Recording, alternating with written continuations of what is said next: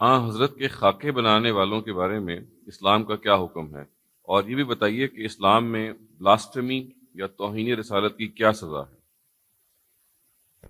دونوں کو میں الگ الگ موضوع بنا لیتا ہوں۔ پہلے خاکے بنانے کے بارے میں، یعنی اگر کوئی مسلمان اس طرح کی حرکت کرتا ہے تو ضرور پوچھیں گے اس سے کہ بھائی جس ہستی کو تم پیغمبر مانتے ہو، جس کو تم یہ کہتے ہو کہ خدا کی آخری حجت اس کے ذریعے پوری ہوئی، جس کے اوپر قرآن نازل کیا گیا، تو یہ کیا کر رہے ہیں؟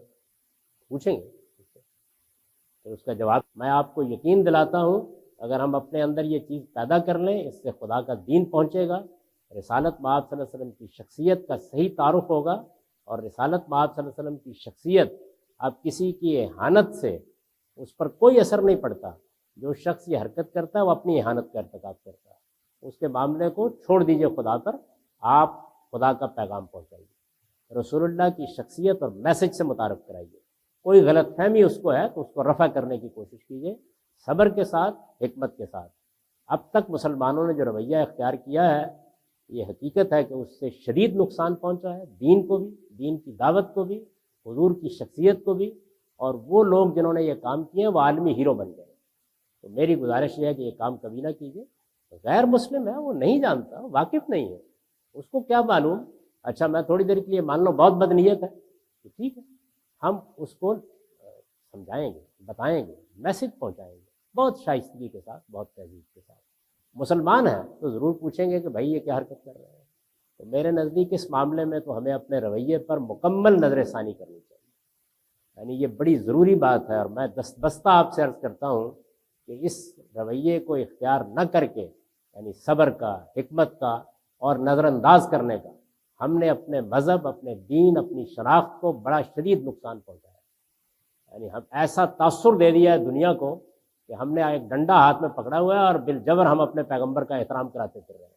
میں اس کو احترام کی بھیک مانگنا کہتا ہوں، خدا کے لیے اس کو بند کر دیجیے اور اپنے پیغمبر کی شخصیت کو خود لوگوں تک پہنچنے دیجیے۔ وہ آسمان کا سورج ہے، اس کی روشنی خود بخود پہنچ جائے گی۔ اس معاملے میں میری گزارش ہے۔ دوسری چیز یہ ہے کہ توہین رسالت کے معاملے میں مختلف ملکوں میں مختلف قوانین ہیں، بعض جگہوں پر وہ قوانین بڑی حد تک معقول ہیں۔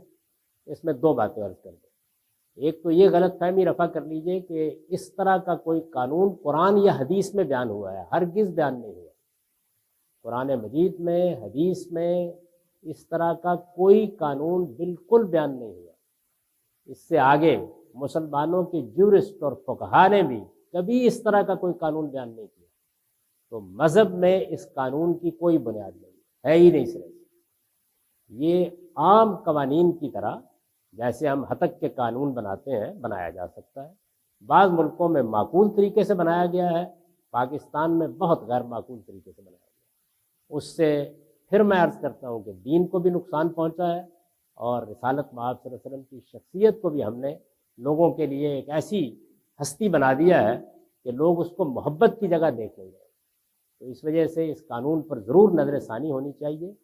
اس کی کوئی مذہبی بنیاد نہیں ہے، یہ عام قوانین کی طرح بنے گا، اور اس کو معقولیت کے ساتھ اگر بنانا ہو تو بننا چاہیے۔ بہت سے مسلمان ملکوں میں بڑی حد تک معقول ہے، مثال کے طور پر ملیشیا میں ایک معقول قانون ہے، لیکن یہ کہ اگر یہ خیال ہے کہ اس میں قرآن نے کوئی حکم دیا ہے یا حدیث میں کوئی حکم ہے، ہرگز نہیں۔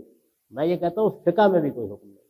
یہ افسوسناک بات ہے کہ جس قانون کی بنیاد نہ قرآن میں ہے، نہ حدیث میں ہے، نہ فقہ اسلامی میں ہے، وہ ہمارے ہاں اسلام کے نام پر بنا دیا۔